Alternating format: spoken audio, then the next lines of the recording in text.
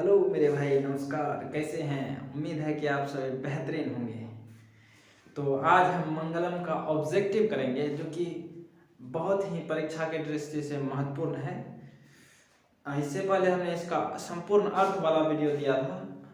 अगर वो नहीं देखा है तो उसे जाके देख लें, क्योंकि उसको अगर देख लेंगे तो यह सारा ऑब्जेक्टिव अपने आप क्लियर हो जाएगा। तो बिना समय गवाए हम पहला ऑब्जेक्टिव ले रहे हैं कि मंगलम पाठ कहाँ से संकलित है। 4 ऑप्शन है: वेद से, पुराण से, उपनिषद से, वेदांत से। तो मंगलम पाठ लिया गया था उपनिषद से, क्योंकि अस्मिन् पाठे परमात्म परा उपनिषदां पद्यात्मक पंचमंत्रा संकलिता सुनते। यानी कि इस पाठ में परमात्मा से संबंधित उपनिषद से पद्यात्मक 5 मंत्र लिए गए हैं।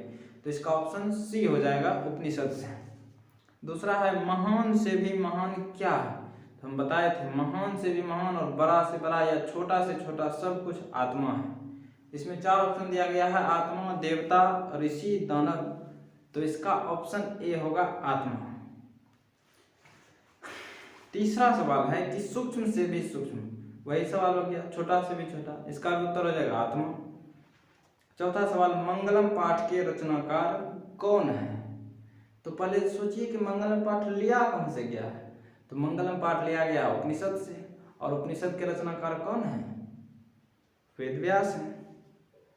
तो इसमें 4 ऑप्शन था: माघ, कालिदास, भासः, वेद व्यास। तो इसका ऑप्शन डी हो जाएगा, वेद व्यास।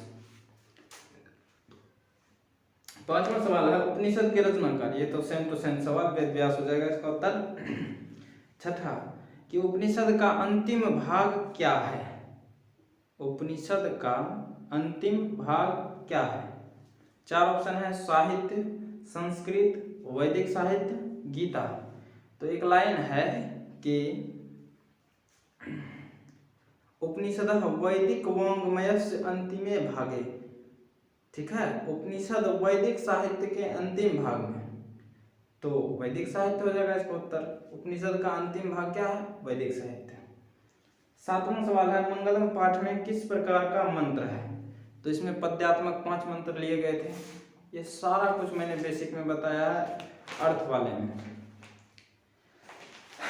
8वां प्रश्न है कि उपनिषद किसका सिद्धांत प्रकट करता है। पुराण का, दर्शन का, ईश्वर का, आत्मा का। तो उपनिषद जो है दर्शन का, क्योंकि इसमें लिखा गया है उपनिषदः वैदिक वाङ्मयस्य अंतिमे भागे दर्शन शास्त्रस्य सिद्धान्तान् प्रकटयन्ति। यानी उपनिषद वैदिक साहित्य के अंतिम भाग में दर्शन शास्त्र के सिद्धांतों को प्रकट करते हैं। तो इसका ऑप्शन बी हो जाएगा, दर्शन का। 9वां प्रश्न है किसे वश में नहीं किया जा सकता है। आत्मा, परमात्मा, विद्या, सिंह। तो इसका उत्तर हो जाएगा आत्मा। समझ में आ रहा होगा। 10वां है विद्वान शोक रहित होकर किसको देखते हैं। आत्मा को, विद्या को, परमात्मा को, मानव को। विद्वान शोक रहित होकर परमात्मा को देखते हैं। और 11वां प्रश्न है कि सत्य से किसका रास्ता प्रशस्त होता है। घर का, देवलोक का, विद्यालय का, युद्ध का। तो यहाँ एक लाइन है सत्येन पंथा विततो देवयानः। यानी सत्य से देवलोक का मार्ग प्रशस्त होता है। तो इसका ऑप्शन बी हो जाएगा, देवलोक। 12वां प्रश्न है यह संपूर्ण संसार किसके द्वारा अनुशासित है। किसके द्वारा अनुशासित है। आत्मा, परमात्मा, साहित्य, इनमें से कोई नहीं। तो एक लाइन है कि तेन परमात्मना जगत व्याप्तम अनुशासितम च अस्ति। यानी उस परमात्मा से यह जगत व्याप्त है, अनुशासित है। तो किससे अनुशासित है? परमात्मा से। यानी 12 का ऑप्शन बी। 13वां है वेदाहमेतम पुरुषम महांतम ... विद्यते अनय मंत्र किस उपनिषद से लिया गया है। 4 ऑप्शन है: कठोपनिषद, श्वेताश्वतरोपनिषद, मुंडकोपनिषद, ईशावास्योपनिषद। तो ये हमारा 5वां श्लोक था, वेदाहमेतम पुरुषम महांतम, कि जो वेद रूपी पुरुष है वह ही महान है।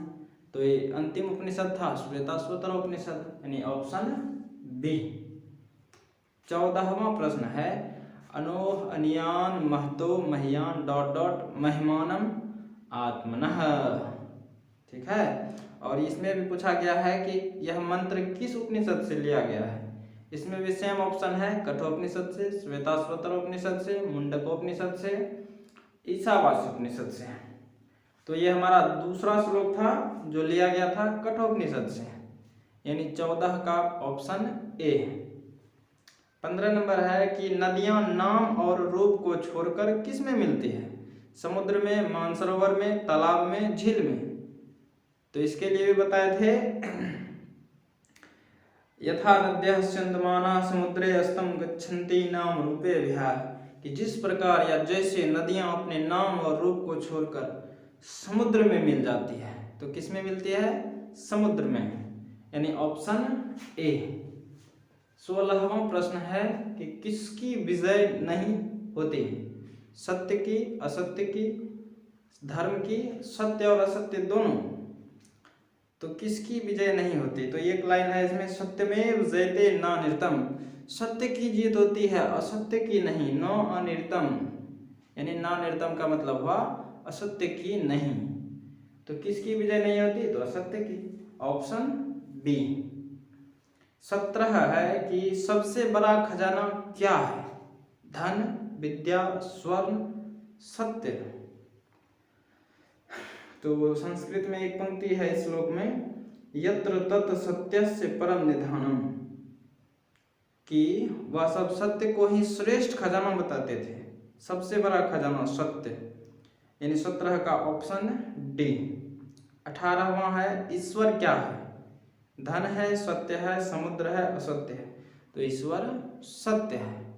उम्मीद है आपको हमारा पार्ट 1 वाला वीडियो बिल्कुल समझ में आया होगा। जल्द ही लाएंगे पार्ट 2 के लिए, तब तक के लिए धन्यवाद। जय हिंद।